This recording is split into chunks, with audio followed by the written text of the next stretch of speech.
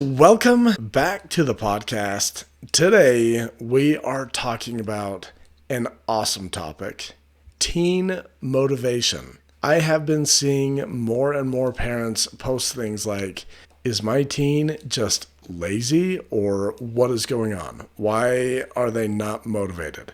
I saw another post that's like, is this a different generation? Like, how do you get teens to do anything? Are they like, what is wrong with them? Courtney, what are some things that you hear when it comes to teenagers being not motivated? Or what are some things that you experience in your life? I was going to say, I don't really hear a whole lot, but I experience a whole lot. We've gone through periods where missing assignments. I'm like, how do you have a missing assignment? Or how do you have a zero? You were in class. And I just didn't read it. So being motivated to do that, or putting his clothes away. When it's time to clean your room and do your laundry, I'm like, okay, fold your clothes, put them away. He's, I will, but I will never happens.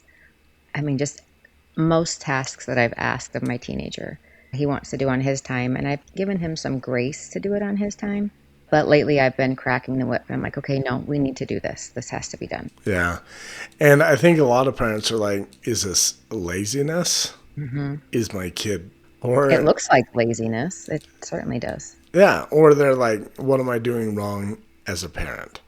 And I will say this, if you look at just the overall amount of dopamine hits and stimulation that today's kids have to face versus what we had to face when we were kids, when I look at that, the perceived lack of motivation starts to make a little bit of sense.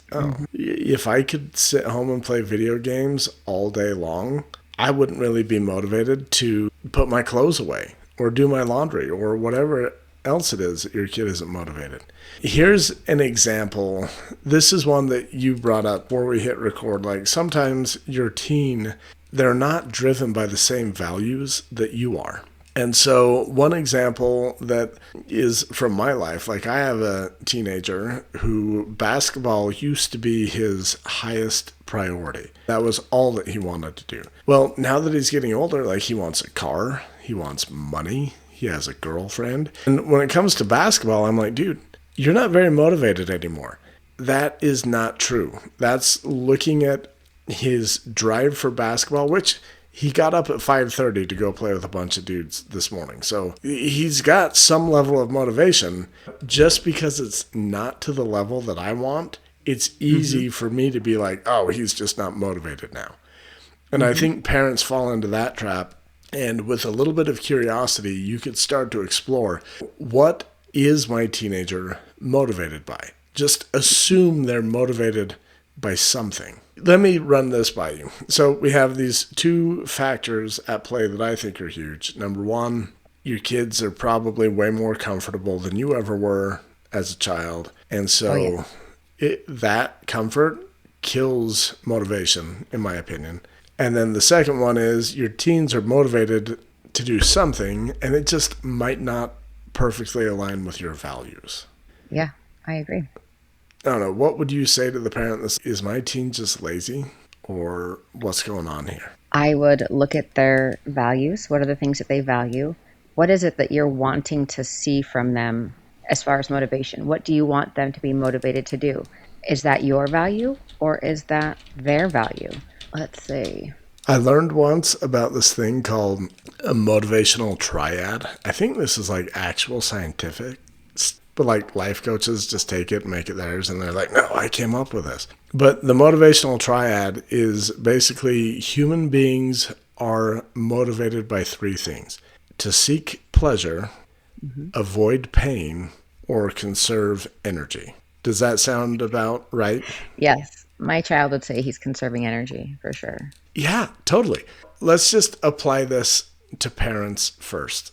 Where can you see parents motivated by seeking pleasure? See, where can I see parents themselves or? Yeah, parents themselves. We're going to talk about parents, and then we're going to apply it to the teens. I mean, I seek pleasure when I hang out with my friends, when I go shopping, Yeah, really when good. I eat junk. Yeah. For me, like, I have this constant dream in the back of my mind, like, I want to take my family to Hawaii. We did that once. It was super fun. So when I show up coaching, when I do things to make money, I'm seeking pleasure. My motivation is I want to take my family to Hawaii. That'll be awesome. Okay, let's look at this one. Avoiding pain. Where can you see parents motivated by avoiding pain, or motivated to avoid pain, I should say? I mean, working out. I don't know if I'm answering this the right way you want to, but that's not the only reason like why I avoid working out. But we'll go with that. Yeah, you don't want to work out because it's painful. It's not fun. Here's the one that is sneaky. Have you ever told your teen, don't do that? What if the neighbors see you doing that? What are the neighbors going to think? Oh, probably. Yeah, sure. So I have parents all the time that, okay, especially when I work with like super religious parents and their teen is like smoking pot and this big time knucklehead, and they're like, all the other parents probably think I'm the worst parent in the whole church organization. That is you attempting to avoid pain. You don't want to be judged. You don't want to be kicked out of the herd. And so sometimes when we yell at our kids, it's motivated in this effort to avoid pain or ridicule. Okay. I was way off the mark when you asked me. No, I think you were right. Guys, this is why Courtney always wants, Ben, what are we going to talk about? I'm like, I don't know. Just show up. It's going to be fun. Oh, gosh. No, you were spot on. Like when people don't go to the gym, the motivation is they are avoiding pain. So you were spot on. Don't worry about that. Let's do the last one. Conserve energy. Where can you see parents being motivated to conserve energy? Their own energy. Yeah. I feel like I'm going to go off on left field again. But I mean, by letting their kids be on devices. Like, yeah, it's easy. Because it's less that, yes, the parents have to do. Correct. Yeah. Man, you got 1 out of the 3 right. Ooh, good job. Just joking. You did great on all of them. Yeah, where I see parents motivated by conserving energy, this is oftentimes where like they fall into the doormat parent trap. And they just let their teen walk all over them. They don't have any boundaries because they think it's easier. Mm-hmm. I think this is just human nature, that we are motivated to seek pleasure, avoid pain, conserve energy. Here's the thing. Your teen is also a human being, even though they don't act like it sometimes. And I guarantee you, they are motivated to seek pleasure. That's why they're playing video games. They're motivated to avoid pain. That's why sometimes they crawl out of their window instead of going through the house because they don't want the pain of lecture mom or lecture dad. And your teen is trying to conserve energy. And the thing that I think parents often forget, we want what's best for our teenagers. Every parent wants that. And we think what's best for our teenagers is what we think is best for our teenagers. And we forget that our teen is driven by their own values, their own things that they want to achieve. And sometimes we just put a blanket label on our teen that, oh, they're lazy, they're not motivated. Well, when I was a kid, I remember, so I was a kid that people would hire to come haul hay. I remember this one dude, I'll pay this much money, I need this, all the hay bales gathered off this field. So I showed up with a truck and a trailer, all the hay, stacked it in his barn, and I went home. I just trusted this dude would come by and pay me. He talked to my dad. He's paid other people to do that, and it usually takes him like 3 or 4 days. How did your son do that in 1 day? He's just a super hard worker. And I can't remember what my dad said, but I do remember what my mom said. Like, it was mean. Well, it wasn't that mean. It was honest. He'll work hard, but he won't do a darn thing in school. And like, I was the guy but people are like, man, do you need a teenager to freaking bust his butt and get that done? Ben Pugh, he's the guy. Do you need a kid to get like a C- on a test? Don't ask Ben. Like, oh no, not even a C. He might get a D. But the truth is, I was not motivated by school. Mm-hmm. I was motivated by getting things done. Like, there is a sense of accomplishment. Courtney, tell me if you have ever experienced this. When there is a field that's like 10 acres, probably about 300 bales of hay on that field. Yeah. And you go clear that field and stack it neatly into a barn that like you just look at the empty field and the full barn and there's a level of accomplishment and pride. I don't know, it was a driving factor. It clearly life changing because 30 years later, it's still impacting you. I But yes, know. I agree. I would feel very accomplished if I had done something like But can you see how easy it was to just label me as lazy because I didn't do very well in school? yes. And the crazy part is, just going back to my high school days, this is kind of fun. I haven't thought about high school a lot lately, but here we are thinking about high school. When I played football, I wasn't the biggest kid. I wasn't the strongest kid. I wasn't the fastest kid. I was just the hardest working kid. And I wouldn't give up. I was like the little young chubby version of Rocky. You can knock me down, I get right back up. Eventually that paid off my senior year.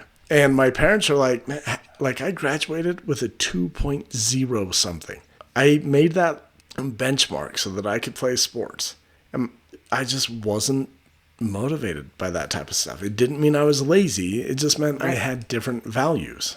Yeah. I mean, school's not for everyone, but it just goes to show that you were motivated by a lot of things, just not what your parents wanted you to be motivated by. And here's, I want to say this. I think a lot of us have fallen into the trap that we just believe that school is the most important thing, which is really hard when your teen doesn't agree with you and they're like, I think school's a waste of time. How would you recommend that a parent deals with that if they're like, man, yeah, I can now see that my teen is motivated in the area of video games or conserving energy or finding ways to get out of the house and hang out with their girlfriend, but they are not motivated in what I want them to be motivated in. In fact, that's probably the real problem here. Right. What would you say to a parent dealing with that? To be honest with you, I don't have any idea. That's not something that I've had to struggle with. He's had his challenges in school, but I mean, he's a good kid, and I've often wondered how I would deal with something like that.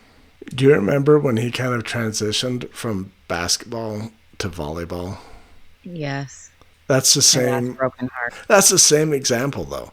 Like you want your team to be motivated by something Hmm. and they're motivated by something else.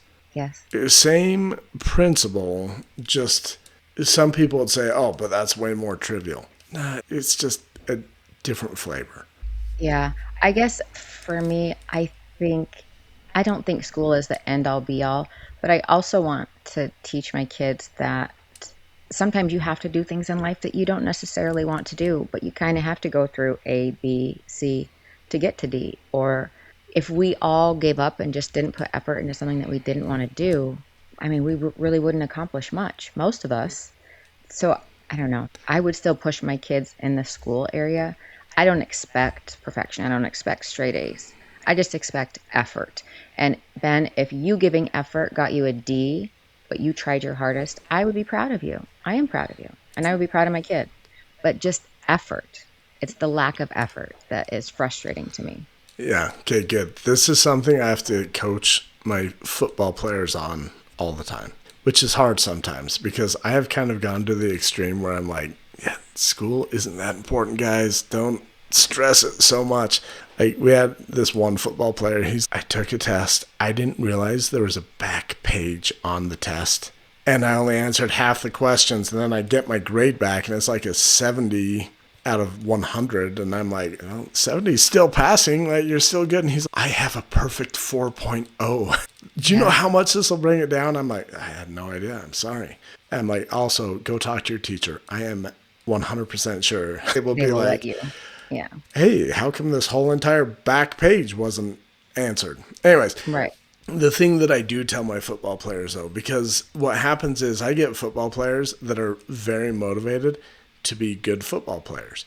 And they'll be motivated to conserve energy in math class so that when they go to weights, they can expend all that energy. Right. And the problem is, if you aren't passing math, there's a good chance you won't be able to play football. And Hmm. so one of the things that I like to do is I like to understand, what do my teens value? Doesn't matter if they're my children, doesn't matter if they're my football players. I want to know What do they value? And how can I reinforce the thing I want them to do with their own value? When it comes to my football players, I'll tell them things like, hey, how you do one thing is how you do anything. You need to practice discipline. You need to practice effort in your math class because that transfers over to the football field. Mm-hmm. And if you don't have that skill in math, well, guess what? I've seen you play football. You have it in football. You need to start practicing applying that very same skill in this area that you don't like it. And that's just a way to help a teen create motivation for themselves, is to start subconsciously connecting it to something that is actually important to them. Does that make sense? Yeah, no, absolutely. Absolutely. I think one thing we do, and I fall into this trap, is when they're not motivated and out of frustration, I will pick up the pieces and do it for them. Or if it's taking too long. And I've realized, obviously, that's not helpful. So try to avoid that trap. Let me just be the devil's advocate because I'm so good at it. Here's the thing. I coached a mom once who her big thing was like her teen needed to do their own laundry. Mm-hmm. Oh, you might have been on this call. I specifically remember this is a group call. And this mom is, my teen needs to do his own laundry. And I'm like, okay, what happens if he doesn't? And she's, this happens all the time. He just puts on clothes off the ground or from the hamper. And I'm like, okay, what's wrong with that? At least he's going out fully clothed. And she's, have you ever pulled clothes out of a hamper? They stink. They're musty. And I'm like, yeah, what's wrong with that? And she's, surely his friends have to notice. And I'm like, yeah, what's wrong with that?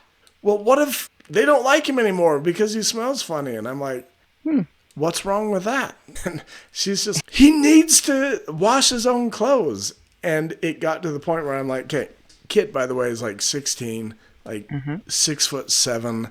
I don't know. He was big. And this mom is tiny. I'm like, can you force him to do his laundry? She's like, no. Like, we've tried everything to motivate him. And I'm like, if the laundry is so important, you could always just do it yourself.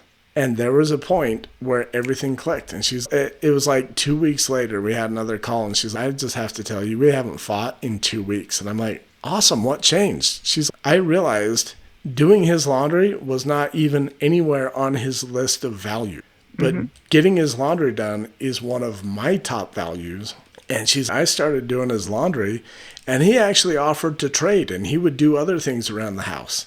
And like, just because your kid won't do what you want him to doesn't mean there's something wrong. Like, if that is a really high priority for you, you can pick up the pieces and you can totally do it for him. That's fine. I guarantee you this young man at some point will either have to learn to do his own laundry, or he's going to keep on going home to mom, or find someone he can pay to do his laundry. Or let me be devil's advocate.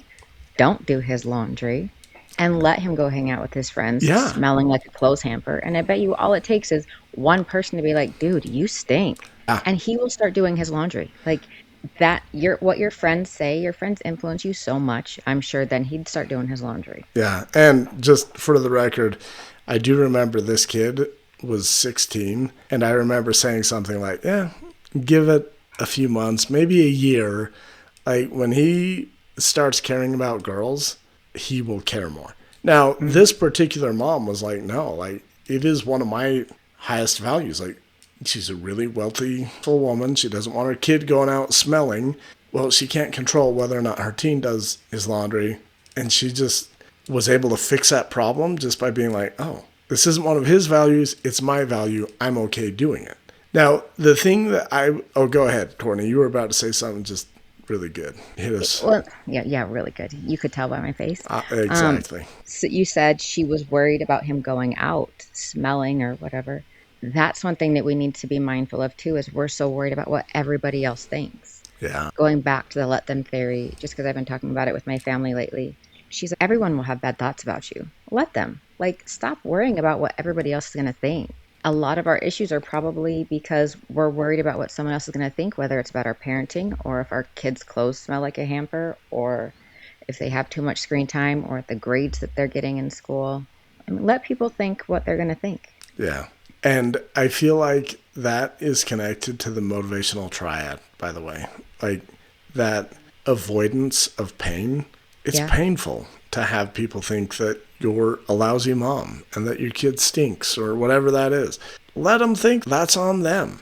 Yeah. And the truth is, if it is your highest value and it's not your teens, like, you need to wrestle with that and figure that out. For this Yeah. mom, it completely worked. That's the other thing about parenting. There's no one right way and one Mhm. wrong way. Like, for this mom, oh, I can do the laundry because it's important to me. That works for her.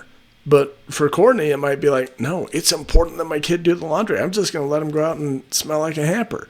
Neither one of those is right or wrong. You just need to figure out which one you feel best about. Yeah. For the record, I would feel bad if my kid was told that he smelled and his feelings were hurt. That would hurt my heart.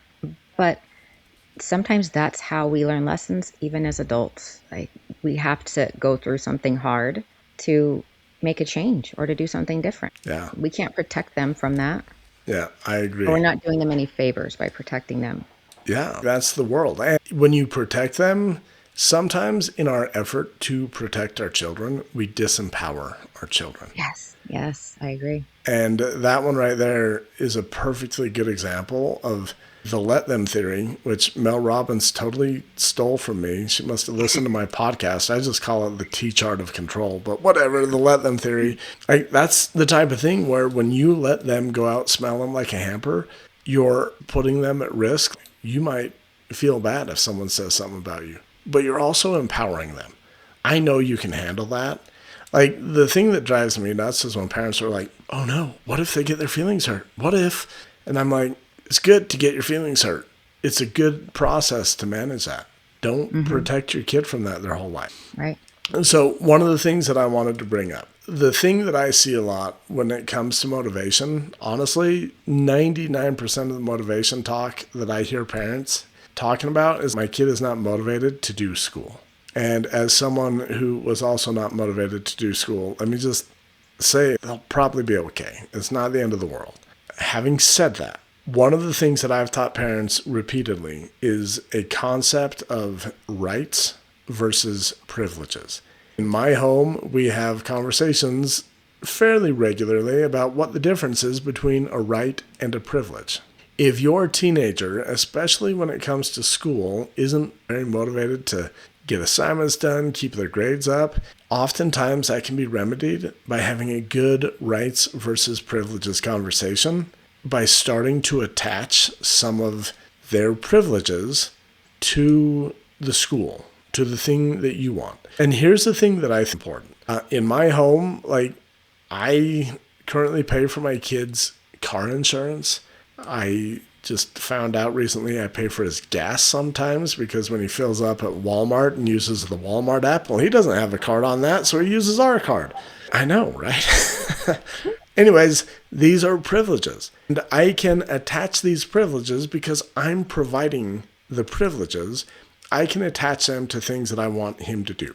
And it isn't to control my teen, it's to empower him to choose. If you want to continue to have access to this, I'll just take the Walmart app off your phone, which would suck for us because Walmart's half an hour away.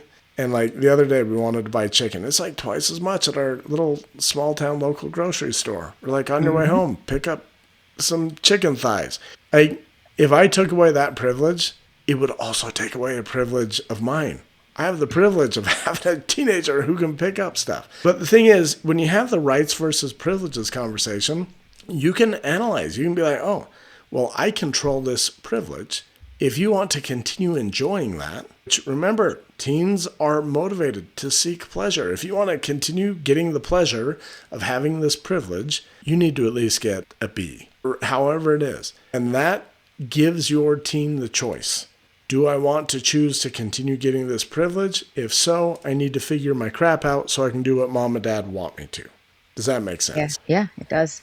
One thing that I have implemented, and it works in my house, and it's worth a try, but it's not so much lack of motivation as it is distraction. I Oh, feel yeah. like kids nowadays have so much to distract them. I can't tell you how many Snapchat notifications pop up on my son's phone. It's ridiculous. And so I told him, I was like, listen, all these missing assignments, like, there is no excuse for them. You have plenty of time after school to get them done. I was like, so I take his video game controllers during the week. He doesn't play video games during the week. And he really didn't put up a huge fuss. And then his cell phone goes off at 10:30 at night. I just shut it down from my phone. And it's automatic. And he pushed back a little bit, but he goes to bed earlier. His homework is done. I used to let him have unlimited phone time as long as he could get his stuff done. He could get up and go to school. Like, I've never woken him up for school, and it looked like he was getting everything done. So I let him be in control of that. But when he wasn't in control of that, that's when I stepped in. And so now everything shuts off at 10:30. He's getting more sleep. I actually think it's a relief for him because he doesn't feel pressure to play video games with his friends or to respond to every Snapchat. Yeah. I don't know. But it has helped tremendously with the missing assignment issue. I love that. And I think, like, we talked briefly early on, I was like, man, the world kids live in, like, the amount of dopamine, like, another word for that could just be distractions. Like, every little distraction is just you seeking after this little dopamine hit. Oh, what did my friend say? What's this little notification? If we were to just simplify it, the things killing your teen's motivation are probably over comfort, over distractedness, and a lack of shared values. And so as a parent, like, distractions, in my opinion, those are just privileges. If you want the privilege of these distractions, you need to do blank. Put the ball back in their court. Let them figure that out. The over comfort, that's a huge privilege in my house. Like, you can sit around and do nothing because I'm not going to, like, physically make you do chores, but I will just call the cell phone company and turn off your phone. I wouldn't even have to call them. I'd just go online, kill that phone. Screen time. Don't you have the screen time app or screen time? Honestly, we don't have to do this with our kids. They understand that it's a privilege. Yeah. And they do what's expected to earn the privilege.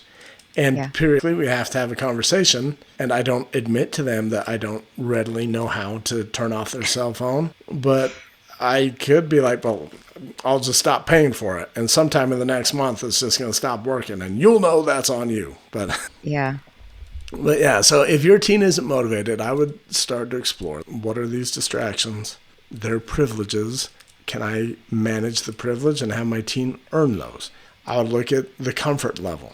If you are letting your teen play video games all day long, sitting on the couch eating Cheetos, that is pretty darn comfortable. And it's super easy to understand why your kid isn't motivated to do something. If I could choose between the two, I'd pick video games, Cheetos, and the couch. Find ways to understand, oh, this is what's going on. And then you as a parent control what is within your control. And then the last one I just want to highlight, like my teen who used to be super motivated by basketball, he still does basketball, just not as much as I want him to. He does basketball more than 99% of kids in the world today. And yet I'm like, yeah, but Kobe Bryant did it like all day, every day. The thing is, he's motivated by different values. I want money. I want a job. I want to hang out with my girlfriend. And he's trying to figure out that balance. And just because he's not as motivated to do what I want him to, doesn't mean he's lazy. And I think a lot of parents just revert to that, well, he's not getting straight A's, he's just lazy. No, he probably values being a class clown like I did. It was fun. Yeah. Or give it as long as they're putting in effort, I feel like. I want to set attainable goals. And if they feel like if they put in effort and I'll be satisfied, then that's great. Rather than if they feel like, well, I'm probably not going to get it anyway, so I'm just not going to try. Yeah. What I figured out, I needed a 2.0 to play sports. I can get a 2.0. The crazy thing is when I graduated college, I graduated with a 3.9. No sports to distract you? Or did you play in college? I did not play in college. I kind of wish that I would have, but I'm a little guy. At 6 foot, 200 and some odd pounds, if football's your sport, unless you're really fast, that's not quite big enough. And I was a lineman, and I would go talk to college coaches, and they'd be like, where's the other half of you? Like, we need a full-size man, not just a little... And I would stand next to... I remember going to a college... I can't remember what it was. And I'm there with the other linemen, and they're all like 6'3". There's one dude who's 6'7", and I'm like 6 foot nothing. And these guys all are pushing 300 pounds, and I'm like 210 at the time. Anyways, Little. yeah, I know. All right, well, here's the thing, moms, dads, if you're listening to this podcast, don't just default to my teen is lazy. Start exploring.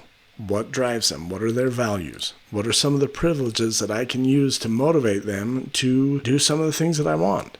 And then have it be kind of this coordinated dance between you and your teen. Oh, if you don't do this, I won't do this. Oh, you did do this. I'll now give you this privilege. And it's just, it doesn't have to be angry, upset. Just start implementing things that really help your teen choose for themselves whether or not they'll be motivated. Yeah. Okay. Sounds good. Anything else you want to add, Courtney? I think that was great. I do too. Thank you, Courtney. You make this podcast fantastic. Oh, sure. Okay, we will be back next week. I just wanted to tell you real quick, I have completely revamped the Parent Trap quiz. I read through that recently, and it was harder than it should have been. As someone who does not like school, I don't want you to have to feel like you've just gone back to school. The Parent Trap quiz is now easier, faster. It's not live yet. It's not ready. But just hang on tight, because that will be ready in the next week or so, and that will help you identify any parent traps that you are getting stuck in.